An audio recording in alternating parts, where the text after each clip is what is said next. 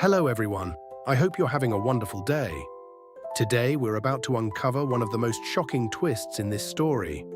What if the CEO's own mother secretly kept her husband in a coma just to protect a terrifying conspiracy?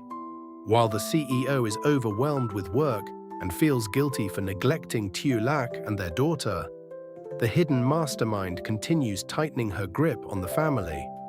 But as a suspicious doctor begins uncovering the truth, will the CEO realize that everything, including Tieu Lac's suffering, has been carefully orchestrated by the person he trusted most? Stay with us until the very end to find out. And if you enjoy emotional family dramas packed with suspense and unexpected twists, don't forget to subscribe so you never miss our next episode. The hospital hallway had never felt so quiet. After several days of steady improvement, everyone had begun believing the chairman would soon recover completely. The doctors were optimistic. The therapists smiled every morning. Even the nurses whispered to one another that it was only a matter of time before he spoke again. But one person didn't want that day to arrive. The CEO's mother stood alone outside the chief physician's office. Her expression remained calm, elegant, as if she had simply come to ask about her husband's condition. She knocked gently. "May I come in?" The doctor welcomed her politely. "Please, have a seat." She smiled. "Doctor, my husband has improved faster than expected." "Yes," the doctor nodded. "His recovery has surprised all of us. If everything continues like this, he may regain most of his speech very soon." The older woman's smile slowly disappeared, only for a second, before returning once again. "I have a request," she said quietly. The doctor looked confused. "My husband has a weak heart. He's easily agitated. I'm worried that too much rehabilitation will exhaust him." The doctor shook his head gently. "We monitor him carefully. There is no medical concern." She leaned slightly closer, her voice became softer. "I only want what's best for him." Then she quietly slid an envelope across the desk. The doctor immediately frowned. "I can't accept this." The older woman didn't seem embarrassed. Instead, she calmly pushed the envelope back into her handbag. "I understand," she answered. Then she stood up. "I suppose someone else may better understand my concern." The doctor watched her leave. Something about that conversation felt deeply unsettling. An hour later, another doctor entered the chairman's room. Not the chief physician, not the rehabilitation specialist. A different doctor, one who had worked at the hospital for many years. He quietly adjusted the IV, looked around, then injected a small amount of medication into the line. The chairman's eyes slowly grew heavier. His breathing became slower. The room blurred. He struggled to stay awake, but within minutes, he drifted back into unconsciousness. When the chief physician arrived later that afternoon, he stopped in surprise. "Why is he asleep again?" he asked immediately. The nurse checked the chart. "I'm not sure. He became extremely drowsy after the afternoon medication." The doctor frowned. Something wasn't right. Several tests were ordered immediately. Meanwhile, the CEO remained buried beneath endless meetings. The overseas contract had brought enormous opportunities, but it had also created endless responsibilities. Every department needed his approval. Every shareholder demanded updates. Every executive expected immediate decisions. His office lights remained on long after midnight, one report after another, meeting after meeting, phone call after phone call. He barely noticed the sunrise anymore. His assistant quietly entered. "Sir, you haven't gone home for 2 days." The CEO rubbed his tired eyes. "I know. Your daughter has called several times." The words hit him harder than expected. He looked toward the family photograph standing beside his computer. Tieu Lac smiling softly, their little girl laughing in his arms. A quiet guilt slowly filled his heart. He hadn't eaten dinner with them, hadn't played with his daughter, hadn't even spoken properly with Tieu Lac since asking her to stay away from the hospital. Every night, he planned to return early. Every night, work stole him away again. At the apartment, Tieu Lac carefully carried her daughter toward the window. "Daddy will come home soon," she whispered gently. The little girl clapped happily, completely unaware that another night would pass without seeing her father. The dining table remained set for 3 people. Only 2 seats were ever used. Tieu Lac never complained. Instead, she quietly covered the untouched dishes once again. Back at the hospital, the CEO's mother stood outside the chairman's room, speaking firmly with hospital staff. From today onward, no visitors. The head nurse looked surprised. Not even relatives. Not without my permission. The chairman needs complete rest. What about Mr. CEO? Even my son should notify me first. The nurses exchanged uncertain looks. She continued, "If anyone ignores these instructions, I'll personally speak with hospital management." No one argued further. The following morning, Tieu Lac quietly arrived at the hospital carrying another container of homemade soup. She knew the CEO had asked her not to visit, but she couldn't stop worrying. Perhaps she could simply leave the soup at reception. Before she even reached the elevator, a security guard politely stopped her. "I'm sorry, miss. The chairman is not receiving visitors. I only brought food." "I understand, but these are direct instructions." She looked toward the upper floors, only a few seconds, then quietly lowered her head. "I see." Without another word, she turned around, walking slowly back toward the hospital entrance. From the second-floor window, the CEO's mother watched everything happen. Satisfied, one obstacle removed. Inside the hospital room, the chairman remained deeply asleep, far longer than anyone expected. The chief physician reviewed every medical record repeatedly. Nothing explained it. His condition should have improved, not worsened. Late that evening, the CEO finally arrived, still wearing yesterday's suit. Eyes filled with exhaustion, he entered his father's room quietly. "Dad." No response, only slow breathing. The CEO frowned. "I thought he was recovering." The doctor sighed. "We're investigating." He suddenly became unresponsive again. The CEO looked confused. "How is that possible?" The doctor hesitated. "We honestly don't know yet." Standing silently outside the room, the CEO's mother listened to every word. For the first time in weeks, even she felt nervous because she understood something very clearly.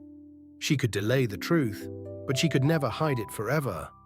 And somewhere deep inside, a single question had already begun forming inside the CEO's exhausted mind. Why did his father's recovery suddenly stop? At exactly the moment, he had seemed closest to revealing something. The question stayed with the CEO all night. He couldn't explain it, but the feeling refused to disappear. His father had been recovering. The doctors had been optimistic. Even the therapists believed he would soon regain his speech. Then suddenly, everything changed, without warning. The next morning, the CEO arrived at the hospital before sunrise. The hallway was almost empty. Only a few nurses quietly prepared the morning medications. He entered his father's room. The chairman remained unconscious. His breathing was stable. His heartbeat was normal. Yet, he simply wouldn't wake up. The CEO gently held his father's hand. "Dad, I'm here." No response. His eyes slowly wandered across the room. Everything looked ordinary. Flowers, medical equipment, medicine trays, patient charts. Nothing seemed unusual. Outside the room, the chief physician happened to walk past. The CEO immediately followed him. "Doctor, I need the truth." The doctor hesitated for several seconds, then finally answered honestly. From a medical standpoint, his condition doesn't make complete sense. The CEO frowned. What do you mean? He was improving. The rehabilitation results were excellent. The doctor paused. Normally, we would expect continued recovery. But somehow, he entered another prolonged unconscious state. The CEO's expression became increasingly serious. Could someone have made a mistake? The doctor slowly shook his head. We're reviewing everything, but we haven't found any evidence. The CEO thanked him before returning to the room. Yet those words kept echoing inside his mind. We haven't found any evidence, not, there is no problem. Meanwhile, across town, Tieu Lac quietly watched their daughter playing on the living room floor. The little girl had finally learned to stand while holding onto the sofa. "Mama," she laughed happily. Tieu Lac smiled warmly, then instinctively reached for her phone. She wanted to send the CEO a short video. Her finger stopped halfway. She remembered. He was probably still working, still worrying about his father, still carrying the company alone. Instead of calling, she quietly saved the video, planning to show him later. That afternoon, the CEO finally returned to the office. His assistant immediately approached. "Sir, the board members have requested another emergency meeting." "So soon?" "They say several important documents require your approval." The CEO rubbed his forehead. "I'll handle it." The assistant hesitated. "There is something else. Chairwoman has already attended 2 meetings on your behalf." The CEO looked surprised. "My mother?" "Yes. She said you were too busy caring for the chairman." The CEO nodded absent-mindedly. At first, it sounded thoughtful, yet strangely. Another question quietly appeared. Why hadn't she mentioned those meetings?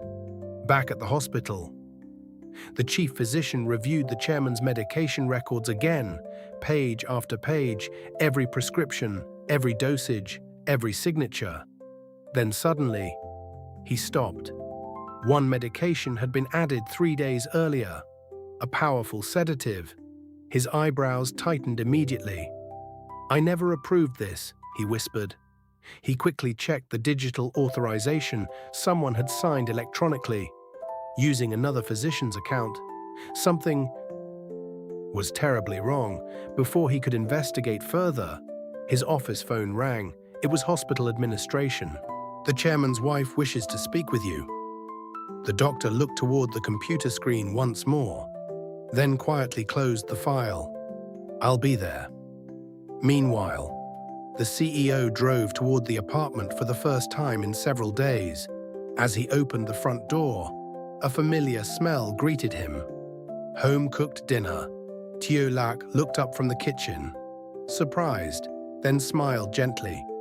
"You're home." The little girl immediately crawled toward him as fast as she could. "Dada!" The CEO laughed softly, lifting her into his arms. For just one brief moment, every burden disappeared.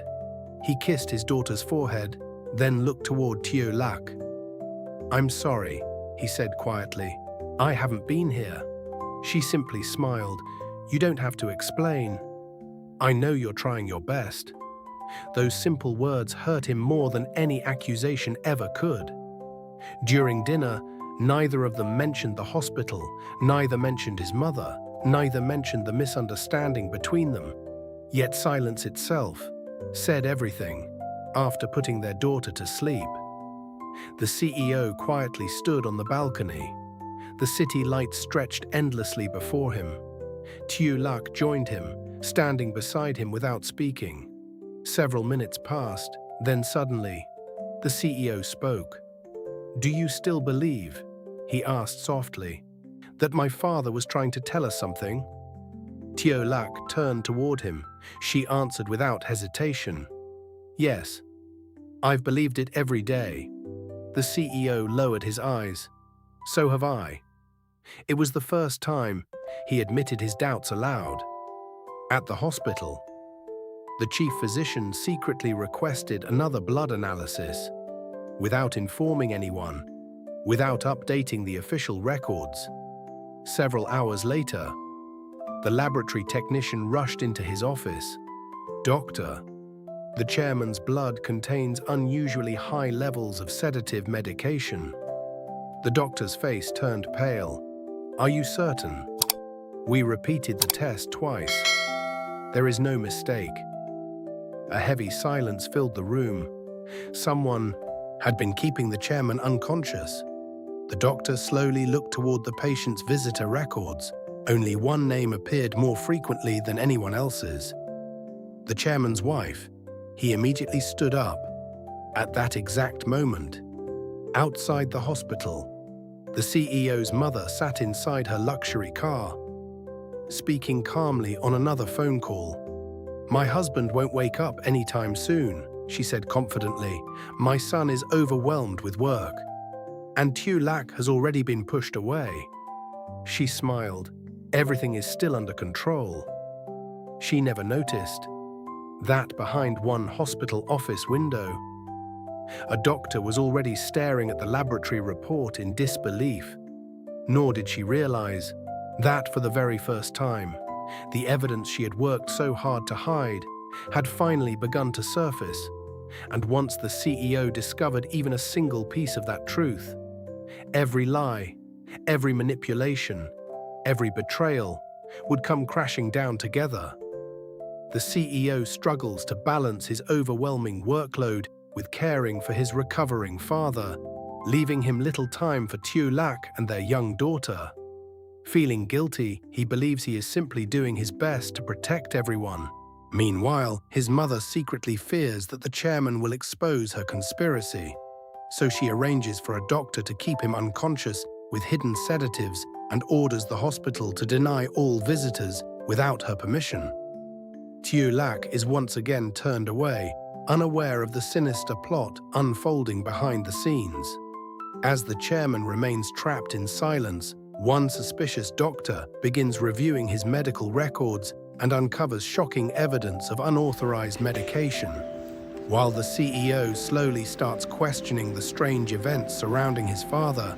Will he discover that the person he trusted most has been manipulating everything from the very beginning?